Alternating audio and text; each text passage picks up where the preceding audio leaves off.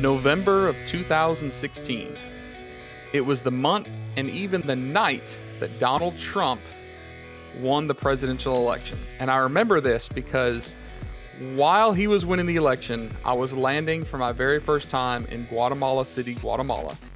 And I would have never guessed that the next day I would be meeting in person the guest that we have on this episode. And in this episode, we're going to talk about that story. We're going to talk about the journey that our guest has gone through. And we're going to take some really, really cool pieces of wisdom and actionable advice from this episode. I'm sure you guys are going to like it. Stick around to the end, and we'll see you in just a second. Hey, everybody, and welcome to another episode of the AM PM podcast. I know I say this all the time, but today I have a special guest. Today we're going to talk about his story, and his story is one that is actually deeply intertwined with mine. And right before we started recording, we were kind of just realizing like the weirdness and the significance of this. Like 4 years ago, who would have ever thought both of us would be on this podcast talking to each other? But here we are. So guest, if you would introduce yourself briefly. Yes. Hello, team. Thank you so much for having me. Hello, audience. My name is Gabriel. I'm based in Guatemala, and I'm currently account executive at Better AMS. So Better AMS, if those of you that are selling on Amazon haven't heard of them, they are one of my go-to absolute favorite PPC relief specialists. All right. They call themselves an agency, but I say it's a relief specialist because it's a huge relief knowing that there are smarter people than me that work on PPC. And I remember following Destiny with Sean. She's been a guest on several podcasts that most of you have probably listened to, and following her on social media. And there was an announcement at some point, I don't know, 9 months ago or a year ago, talking about bringing on a new account executive with this fine looking fellow, Gabriel. And like, it hit me like a ton of bricks. I was like, oh my gosh, I know this guy, right?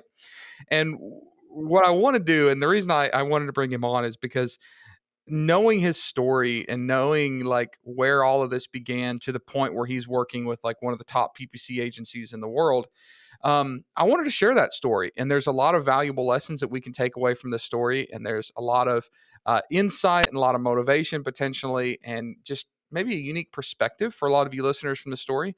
So what I'd like to do, Gabriel, is go through your story, and we can go ahead and set a little bit of this story in the fact that we know Gabriel is located in Guatemala, so Central America, and he has been an Amazon seller.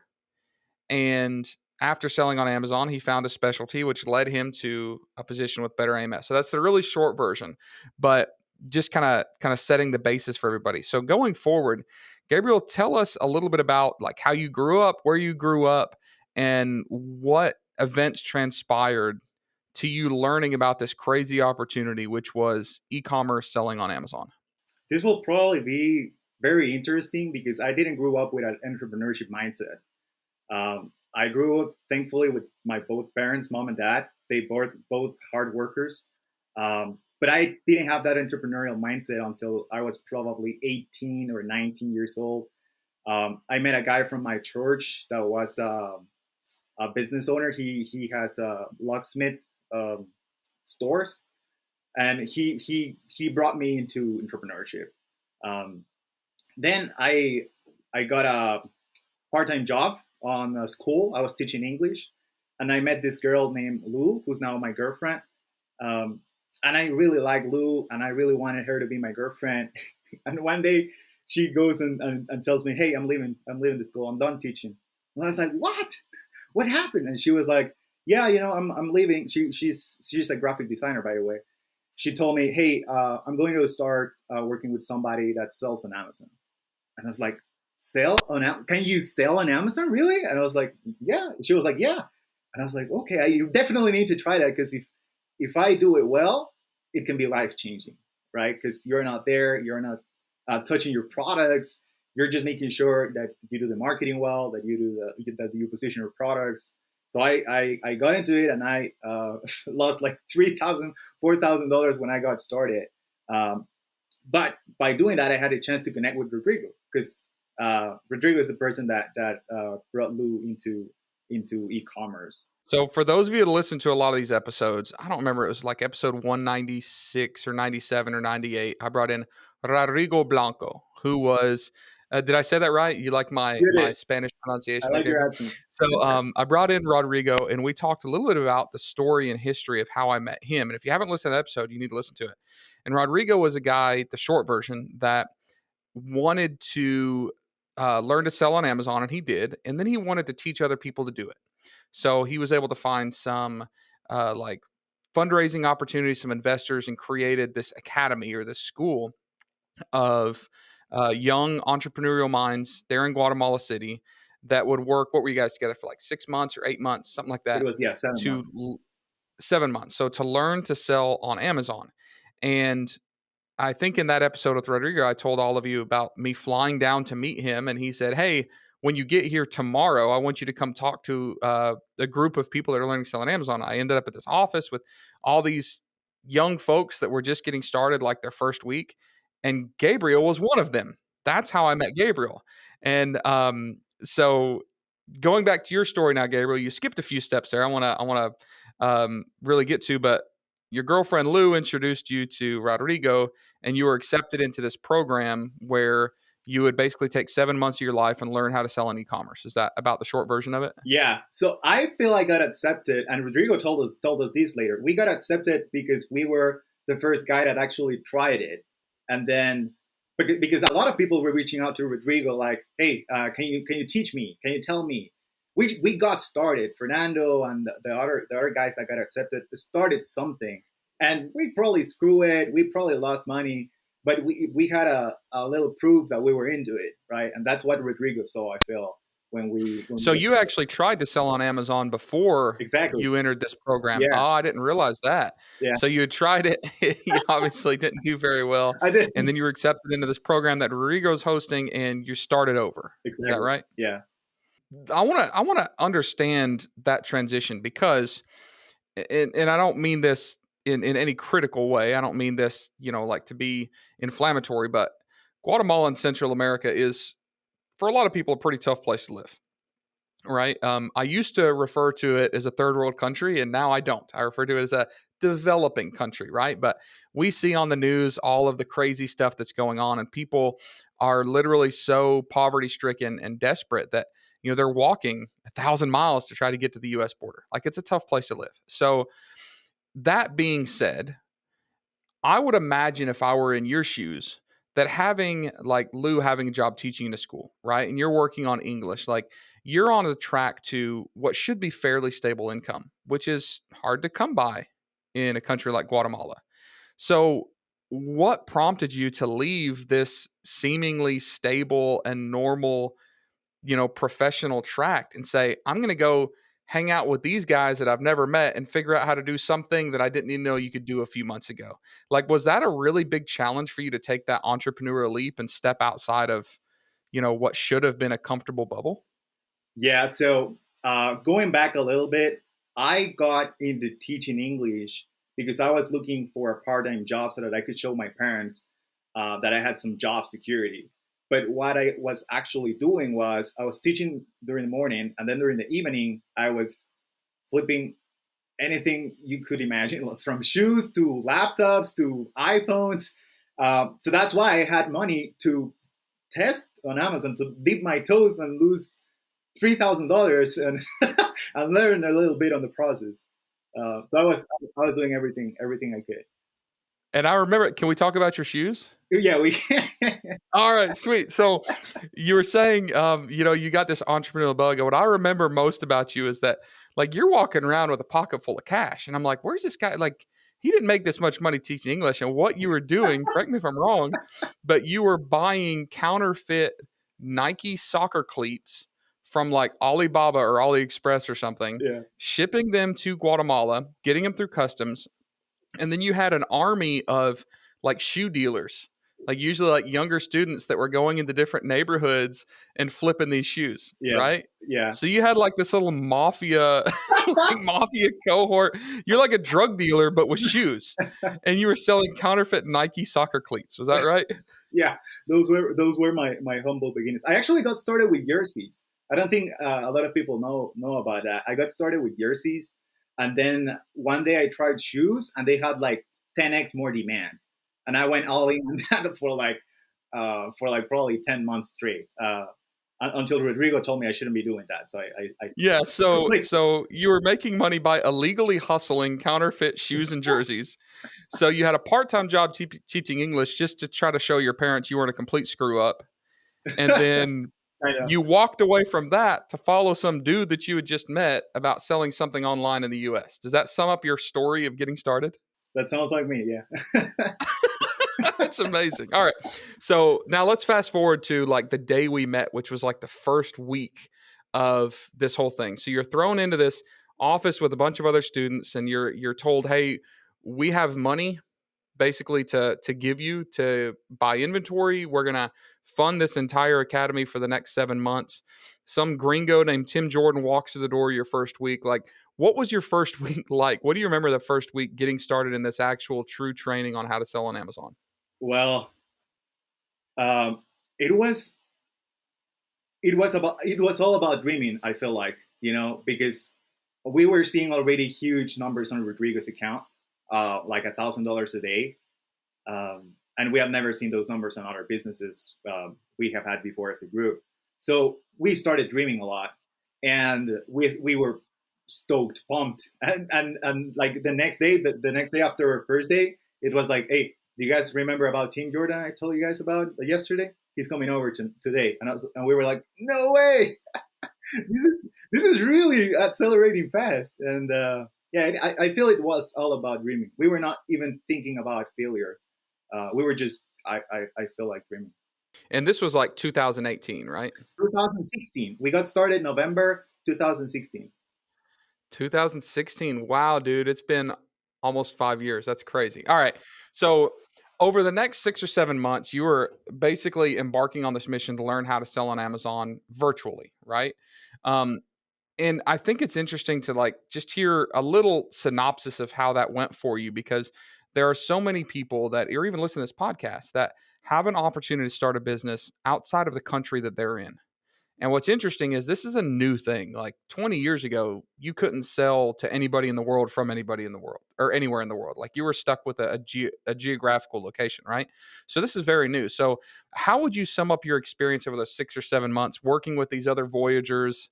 That was the nickname we came up with, by the way, was the Voyagers. How would you describe that whole experience, getting businesses started, learning from each other, and really growing individually?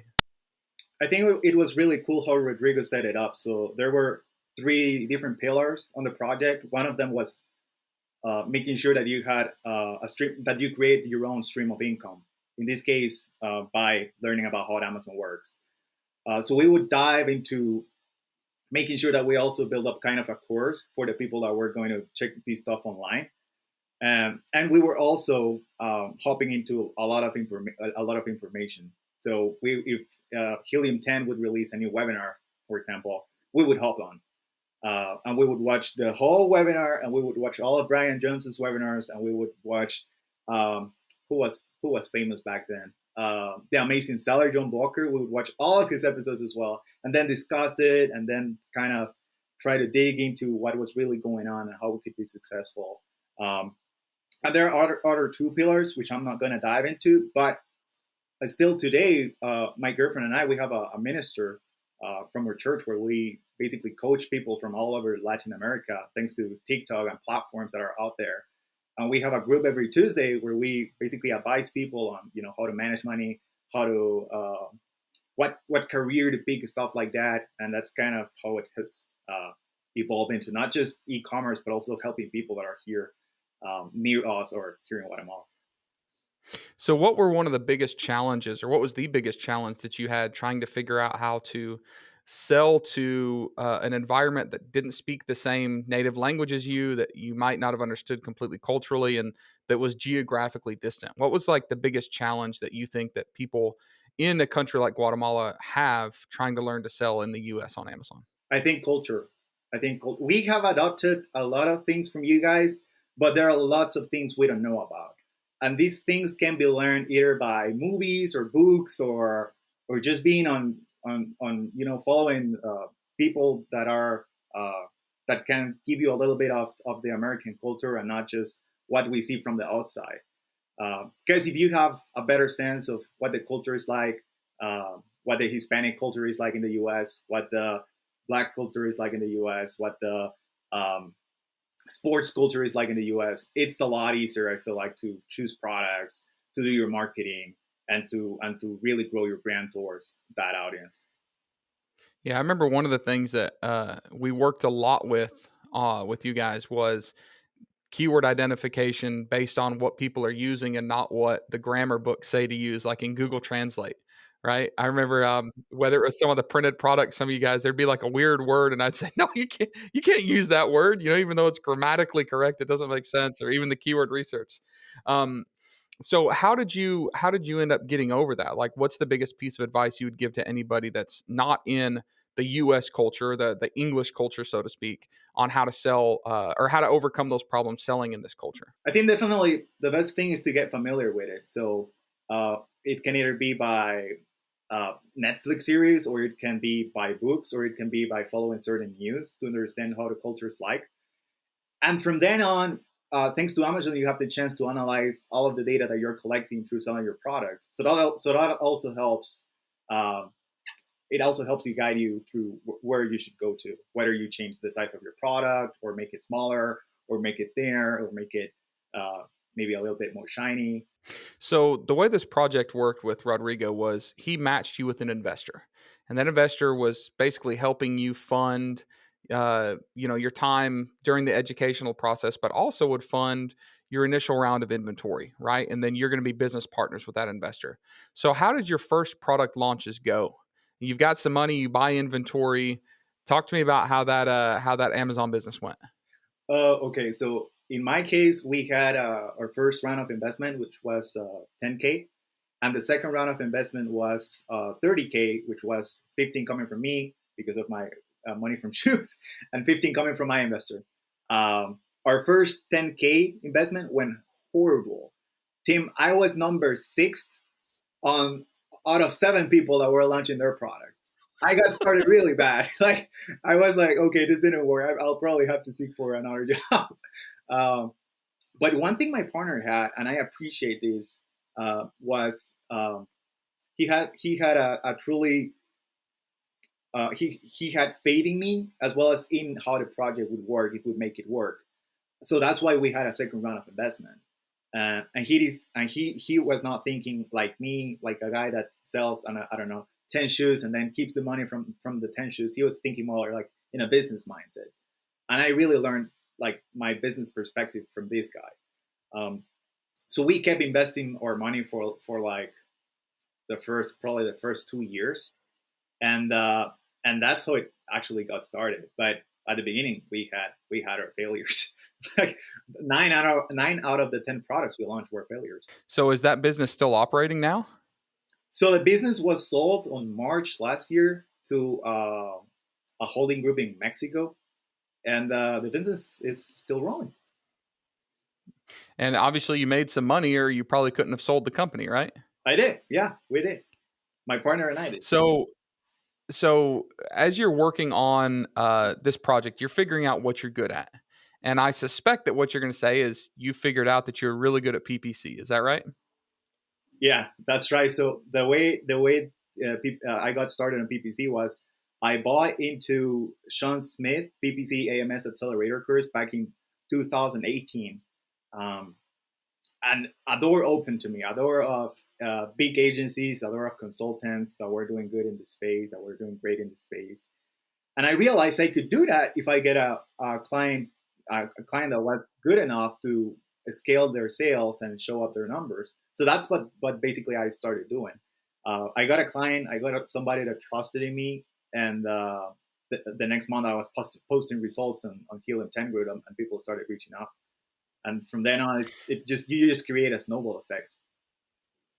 So this is really interesting to me because I see people all the time get into e-commerce and think that they're going to get into e-commerce and they're going to start selling on Amazon, or they're going to start selling on Shopify, or they're going to get into affiliate marketing.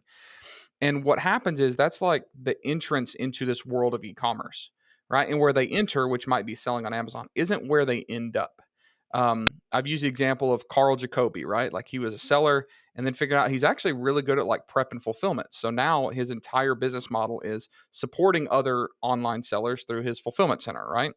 And that's kind of what happened to you, right? Like you sold, right? Like you sold products, you ended up selling that company, but that wasn't like your true gift. Like your true gift was not the whole package of selling online. Your gift was figuring out how to run effective PPC. Is that an accurate statement? I got started with a few clients, but I really wanted to go to the next level. And the next level was to seek for a team. And you mentioned earlier about Better AMS announcing that they were hiring people. I applied like 2 times and I got rejected until I made it to the interview. But once I made it to the interview, once I had sold the company. So I think there was a conflict of interest there. And I was able to get interviewed once I was away from the company that I built. So, what was that like telling your girlfriend, telling your family, hey, I've stopped selling illegal shoes and I went to a legitimate business, which now I'm getting rid of, and I'm going to start a completely different venture? Like, were people surprised by now that you're making another completely huge life change, or do people now expect this from you? A little bit, I think a little bit. I have explained that um, I could grow myself as a consultant on my own, but it's better to be number 13. Would you rather be number one on Socks International Ltd or number 13 on Facebook, right? So I'm really comfortable on being number 7, 8, 10th on Better AMS because I have whole Latin America for me and to teach people about selling on Amazon, about e-commerce, about PPC in general. And I couldn't have done that on my own without leadership, without a structure, without um, align my strengths and weaknesses and double down on my strengths to make sure that I'm following the right path.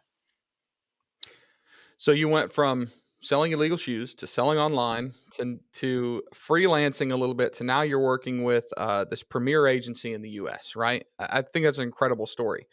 What were some of the most surprising things that has happened to you over the last few years based on your journey through this like whole crazy world of e-commerce? Uh, Going to China with you was one of them because that Yeah. trip Oh, I was forgot about that. yeah yeah that trip was paid off fully by the company we were managing. I didn't like put a single dime from my pocket. And that was quite an experience. It was mind blowing, like 30,000 steps in one day, crazy. I would say meeting the Better AMS team as well, like a month and a half ago. Um, our CEO flew us all over to Playa del Carmen, Mexico, and we shake hands for the first time after working uh, a year together. That was Did you remind them, say, hey, remember all the times you didn't even want to interview me when I applied for a job? no, not like that.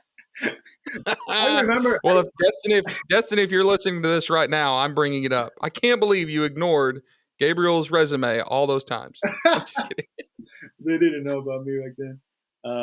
Yeah, yeah. Those 2 times, I would say, only e-commerce and the internet has has made it possible.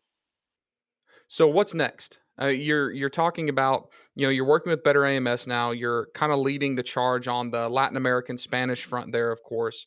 You're also taking on some other, it sounds like, kind of philanthropic projects. Helping coach other people there locally. You're doing all sorts of other projects. But do you see yourself in a certain position or a certain place in the next 3 years, or have you learned, hey, everything might change so fast? I'm just along for the ride, and I'm not going to try to plan it. I'm definitely not considering anything illegal. If you're wondering, I think I definitely see myself. I'm projecting myself as somebody that will be teaching e-commerce, Amazon PPC on both Spanish and English. Um, I see myself like that. I wanna grow with my personal brand because good stuff comes from it. We have signed great brands just for the fact that I'm both a Spanish and English speaker, and it has made some of our clients more comfortable knowing that there's somebody that they'll be easy to talk to, easy to treat to. That I'll be able to put myself on their shoes. Um, I would say that I'm really grateful to have found a team that it's pushing me to a next level. You're sitting on a stage right now talking to a lot of different entrepreneurs, really all over the world, based on our listeners. What is one piece of advice that you would give to anybody that might have been in a similar situation to you? Maybe living in a place that doesn't afford as many opportunities as others, or being offered an opportunity that seems completely random and outside of the norm. What would you say to anybody that might be sitting in your shoes 5 years ago? I would say don't say no and have a lot of curiosity. So I first heard these from um, uh, a guy that was that is a huge businessman here in Guatemala. Don't ever say no to opportunities. If you have the chance to try something new because someone invited you to try it, go for it. If somebody is inviting you to a class of a certain topic that might sound weird, but it still could make you money, or it still could make you learn from it so that you can apply those skills in another task, in another job, go for it. Don't say no. There will be a time like I can say no now to manage a small brand, something like that. But at the very first few years, you probably want to say yes to everything. And what about being told no? And from other people and from yourself, because you know the first $3,000 you invested in Amazon sucked. Then the next $10,000 you invested in Amazon sucked, and you just kept going. And then, you were told no twice from your current position, and you just kept applying. So, what would you say to somebody who keeps getting bad news or keeps getting told no, as far as just keeping fighting? That's a tough one. Definitely perseverance and resilience is important if anybody wants to succeed in life. But at the same time, you have to know when to allow yourself to not take opportunities, or to tell yourself, hey, I'm probably being called to do something else. uh, I had a true belief that I could get things done, but I felt like I was in a process where I was probably, for better AMS, I was probably not experienced enough, and I was not managing larger accounts. And I came to a point where I was managing larger accounts, and I had built that experience, and then I could apply to better AMS to get accepted. But I had managed larger accounts in the past. I had that history, and I had the plus of being a successful, we would say, Amazon seller. Same with Amazon. I saw Rodrigo's numbers. I knew that that was a good business model. We had learned out all the fundamentals. We had Mark Cuban has this quote. He says, "You only have to be right once," and he's right. Once you are right once, you start building up that confidence, and you kind of try again until you start succeeding a little bit more. Um, and I own that quote for myself when I go. Amazing. So, for a guy that wasn't entrepreneurial, you claim, right? To have done all this entrepreneurial stuff, my suspicion is you had to do a lot of training and a lot of self help and figure a lot of this stuff out on your own. So, lately, I've been asking all the guests if you had to think back to like one business book that you read that helped educate you or prepare you more for this entrepreneurial journey that you could recommend to our audience. What is that one book that you think they absolutely have to read, and why? Oh my God. My first mentor recommended Rich Dad Poor Dad. Actually, that was a graduation gift. Uh, he know this guy knows nothing about e-commerce. He has done just good business in general over his life, and he recommended me that book. But the book I like the most is probably Shoe Dog from Phil Knight, because it's a great entrepreneurship story from start to finish. And he struggled a lot, and it's pretty similar to what we do in e-commerce, which is buy and sell physical products. He was buying and selling on its Suka shoes, and then he created his own brand. Like it's like a private label, massive success story.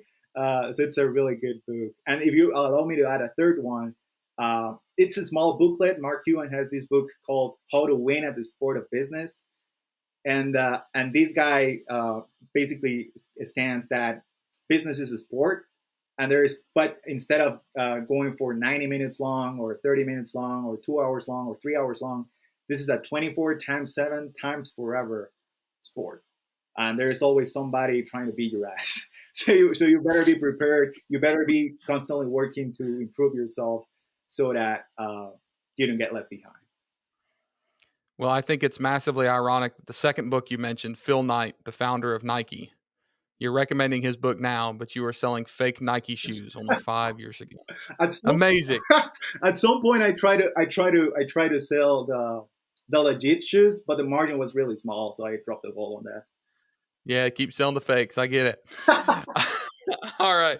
Well, Gabriel, it's an honor to have you here. I appreciate you coming on, and I appreciate the fact that both of our lives have changed so much. Right? Who would have thought in 2016 Who would have that thought? just by saying yes to some opportunities, things turned out the way they did. That trip that I took down there where I first met you was one of those crazy. I'm not going to say no. I'm going to get on a plane. I'm going to go to a country I've never been to, meet some complete strangers. Rodrigo, I'd met on Facebook randomly like 3 weeks before, and I'm like, sure, I'll jump on a plane. And saying yes has gotten I, me in some trouble. Saying yes has yeah, put me in some situations I had to dig myself out of, but saying yes has also given me a lot of opportunities I know I wouldn't have gotten otherwise. And I know you're the same. So thank you for sharing that story with us. And man, thanks for being here and thanks for being my friend. And I appreciate everything that you've shared today. And I'm sure the listeners, if the listeners haven't gotten some sort of piece of wisdom, advice, or motivation out of this episode, then you need to hit rewind, start again, and listen to it again because you've missed something good, I promise. So, any other final words before we sign off? nothing more than thank you so much, Tim, for having me. There is a lot more to dig into about these stories, but I think we just made a great episode. All right, we hope so. Well, if you guys think we made a great episode, make sure to leave us a review on whatever podcast platform you're listening to. If you're watching this on YouTube, make sure to hit the thumbs up button, subscribe to the channel. Also, go over to the AMPM Facebook page and like and follow it so you can get notified for new episodes. And we'll see you guys on the next one. Boom. All right, let me do an intro real fast.